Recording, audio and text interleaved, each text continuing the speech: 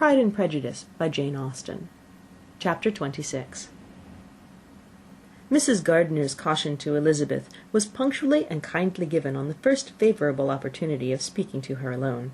After honestly telling her what she thought, she thus went on: "You are too sensible a girl, Lizzie, to fall in love merely because you're warned against it, and therefore I'm not afraid of speaking openly. Seriously, I would have you be on your guard. Do not involve yourself, or endeavour to involve him, in an affection which the want of fortune would make so very imprudent. I have nothing to say against him. He is a most interesting young man, and if he had the fortune he ought to have, I should think you could not do better. But as it is, you must not let your fancy run away with you. You have sense, and we all expect you to use it. Your father would depend on your resolution and good conduct, I am sure. You must not disappoint your father." "My dear aunt, this is being serious indeed." "Yes, and I hope to engage you to be serious likewise." "Well, then, you need not be under any alarm. I will take care of myself, and of Mr. Wickham too. He shall not be in love with me if I can prevent it." "Elizabeth, you are not serious now." "I beg your pardon. I'll try again. At present I am not in love with Mr. Wickham. No, I certainly am not. But he is, beyond all comparison, the most agreeable man I ever saw, and if he becomes really attached to me, I will believe it better that he should not. I see the imprudence of it. Oh, that abominable Mr. Darcy!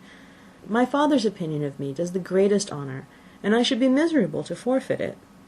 My father, however, is partial to Mr. Wickham. In short, my dear aunt, I should be very sorry to be the means of making any of you unhappy. But since we see every day that where there is affection, young people are seldom withheld by immediate want of fortune from entering into engagements with each other, how can I promise to be wiser than so many of my fellow creatures if I am tempted, or how am I even to know that there would be wisdom to resist? All that I can promise you, therefore, is not to be in a hurry. I will not be in a hurry to believe myself his first object. When I am in company with him, I will not be wishing. In short, I will do my best. Perhaps it will be as well if you discourage his coming here so often.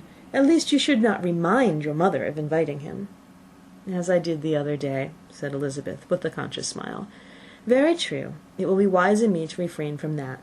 But do not imagine that he is always here so often. It's on your account that he has been so frequently invited this week. You know my mother's ideas as to the necessity of constant company for her friends. But really, and upon my honour, I will try to do what I think to be the wisest. And now I hope you are satisfied." Her aunt assured her that she was, and Elizabeth, having thanked her for the kindness of her hints, they parted, a wonderful instance of advice being given on such a point without being resented. Mr. Collins returned into Hertfordshire soon after it had been quitted by the Gardiners and Jane, but as he took up his abode with the Lucases, his arrival was no great inconvenience to Mrs. Bennet. His marriage was now fast approaching, and she was at length so far resigned as to think it inevitable, and even repeatedly to say, in an ill-natured tone, that she wished they might be happy. Thursday was to be the wedding day, and on Wednesday Miss Lucas paid her farewell visit, and when she rose to take leave, Elizabeth, ashamed of her mother's ungracious and reluctant good wishes, and sincerely affected herself, accompanied her out of the room. As they went downstairs together, Charlotte said, "I shall depend upon hearing from you very often, Eliza." "That you certainly shall." "And I have another favour to ask you. Will you come and see me?" "We shall often meet, I hope, in Hertfordshire." "I am not likely to leave Kent for some time. Promise me, therefore, to come to Hunsford." Elizabeth could not refuse, though she foresaw little pleasure in the visit. "My father and Maria are coming to me in March," added Charlotte, "and I hope you will consent to be of the party. Indeed, Eliza, you will be as welcome as either of them." The wedding took place. The bride and bridegroom set off for Kent from the church door, and everybody had as much to say or to hear on the subject as usual. Elizabeth soon heard from her friend, and their correspondence was as regular and frequent as it had ever been. That it should be equally unreserved was impossible. Elizabeth could never address her without feeling that all the comfort of intimacy was over, and though determined not to slacken as a correspondent, it was for the sake of what had been rather than what was. Charlotte's first letters were received with a good deal of eagerness, There could not but be curiosity to know how she would speak of her new home, how she would like Lady Catherine, and how happy she would dare pronounce herself to be, though, when these letters were read, Elizabeth felt that Charlotte expressed herself on every point exactly as she might have foreseen. She wrote cheerfully, seemed surrounded with comforts, and mentioned nothing which she could not praise. The house, furniture, neighbourhood, and roads were all to her taste, and Lady Catherine's behaviour was most friendly and obliging. It was Mr. Collins's picture of Hunsford and Rosings rationally softened, and Elizabeth perceived that she must wait for her own visit there to know the rest. Jane had already written a few lines to her sister to announce their safe arrival in London, and when she wrote again, Elizabeth hoped it would be in her power to say something of the Bingleys. Her impatience for this second letter was as well rewarded as impatience generally is. Jane had been a week in town without either seeing or hearing from Caroline. She accounted for it, however, by supposing her last letter to her friend from Longbourn had by some accident been lost. "My aunt," she continued, "is going to-morrow into that part of the town, and I shall take the opportunity of calling in Grosvenor Street." She wrote again when the visit was paid, and she had seen Miss Bingley. "I did not think Caroline in spirits," were her words, "but she was very glad to see me, and reproached me for giving her no notice of my coming to London.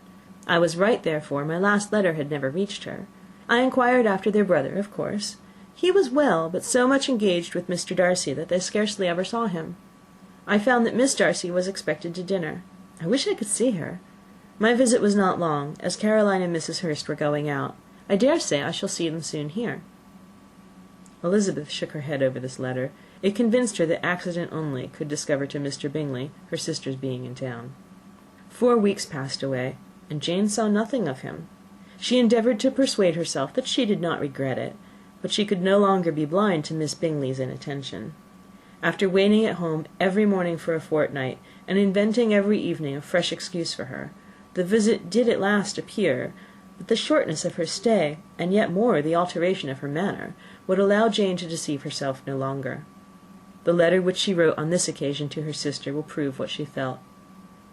"My dearest Lizzie will, I am sure, be incapable of triumphing in her better judgment at my expense, when I confess myself to have been entirely deceived in Miss Bingley's regard for me. But, my dear sister, though the event has proved you right, do not think me obstinate if I still assert that, considering what her behaviour was, my confidence was as natural as your suspicion. I do not at all comprehend her reason for wishing to be intimate with me, but if the same circumstances were to happen again, I am sure I should be deceived again. Caroline did not return my visit till yesterday, and not a note, not a line did I receive in the meantime. When she did come, it was very evident that she had no pleasure in it. She made a slight formal apology for not calling before, said not a word of wishing to see me again, and was in every respect so altered a creature that when she went away I was perfectly resolved to continue the acquaintance no longer. I pity, though I cannot help blaming her. She was very wrong in singling me out as she did. I can safely say that every advance to intimacy began on her side. But I pity her, because she must feel that she has been acting wrong, and because I am very sure that anxiety for her brother is the cause of it. I need not explain myself farther, and though we know this anxiety to be quite needless, yet if she feels it, it will easily account for her behaviour to me. And so deservedly dear is he to his sister, whatever anxiety she must feel on his behalf is natural and amiable. I cannot but wonder, however, at her having any such fears now, because if he had at all cared about me, we must have met long ago. He knows of my being in town, I'm certain, from something she said herself, and yet it would seem by her manner of talking as if she wanted to persuade herself that he really is partial to Miss Darcy. I cannot understand it. If I were not afraid of judging harshly, I should be almost tempted to say that there's a strong appearance of duplicity in all this. But I will endeavour to banish every painful thought, and think only of what will make me happy, your affection, and the invariable kindness of my dear uncle and aunt. Let me hear from you very soon. Miss Bingley said something of his never returning to Netherfield again, of giving up the house, but not with any certainty. We'd better not mention it. I am extremely glad that you had such pleasant accounts from our friends at Hunsford. Pray go and see them, with Sir William and Maria. I'm sure you will be very comfortable there. Yours, etc. This letter gave Elizabeth some pain, but her spirits returned as she considered that Jane would no longer be duped, by the sister at least. All expectation from the brother was now absolutely over. She would not even wish for a renewal of his attentions. His character sunk on every review of it, and as a punishment for him, as well as a possible advantage to Jane, she seriously hoped he might really soon marry Mr. Darcy's sister, as by Wickham's account she would make him abundantly regret what he had thrown away. Mrs. Gardiner, about this time, reminded Elizabeth of her promise concerning that gentleman, and required information, and Elizabeth had such to send as might rather give contentment to her aunt than to herself. His apparent partiality had subsided, his attentions were over. He was the admirer of some one else. Elizabeth was watchful enough to see it all, but she could see it and write of it without material pain. Her heart had been but slightly touched, and her vanity was satisfied with believing that she would have been his only choice, had fortune permitted it. The sudden acquisition of £10,000 was the most remarkable charm of the young lady to whom he was now rendering himself agreeable. But Elizabeth, less clear-sighted perhaps in this case than in Charlotte's, did not quarrel with him for his wish of independence. Nothing, on the contrary, could be more natural, and while able to suppose that it cost him a few struggles to relinquish her, she was ready to allow it a wise and desirable measure for both, and could very sincerely wish him happy. All this was acknowledged to Mrs. Gardiner, and after relating the circumstances, she thus went on: "I am now convinced, my dear aunt, that I have never been much in love, for had I really experienced that pure and elevating passion, I should at present detest his very name, and wish him all manner of evil. But my feelings are not only cordial towards him, they are even impartial towards Miss King. I cannot find out that I hate her at all, or that I am in the least unwilling to think her a very good sort of girl. There can be no love in all this.